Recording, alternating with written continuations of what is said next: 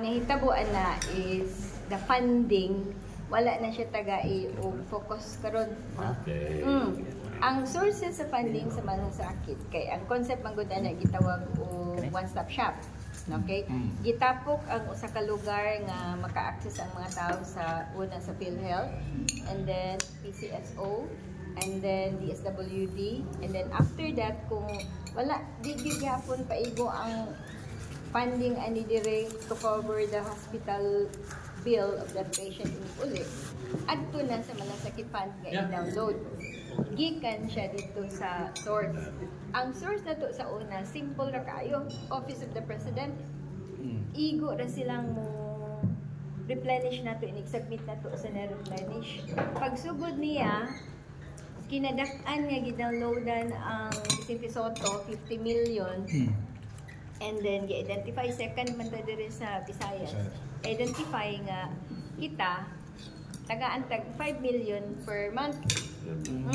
Automatic na siya. Igo ra kang mo replenish kita. Hay, imong 5 billion. Daghan na ang na-admit anong buwan na kintahay January. Say, nahurot na sa 50 katao. I-replenish po na nilang amount. And then, kintahay pagka February, dili na kayo grabe ang mga taong. So, simple ra kayong system sa una. Unya, later on, pagkuyog sa panahon kay, wala naman siya kayo i-focus, maling nahurot. Yeah. But ang nagpabili na lang doon is ang PhilHealth, which is like sa akong i-explain kanina, wala pa kayo siya ma-elevate yun o ma-update ang cost of care. And then, DSWD, what na po kaayo takahibaw o pila man ang i-download nila for the hospital. At PCSO nga, katong nahibawaan, wa po kayo mataga i-focus kung i-adjust ba siya based on the current need of the people. So sa tulo, wa kaayo siya ma-updated, and then wa na po kayo mataga i-focus sa malasakit nga iyang kaugalingong funding. So, kung baga, mura og medyo nahilis siya. But kung ako yung pangatanon bahinan ni, ako positive bagyo kong pagkatao. I am a firm believer na something will happen nga nindot siguro after election. Di pa karon.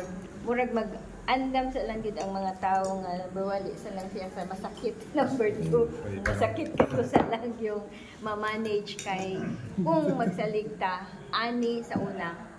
Wala pa ni. Wala pa siya. Naman katugyan po naman congressman sa term na guarantee letter? Di ba nga yung mga congressman mga sa maip?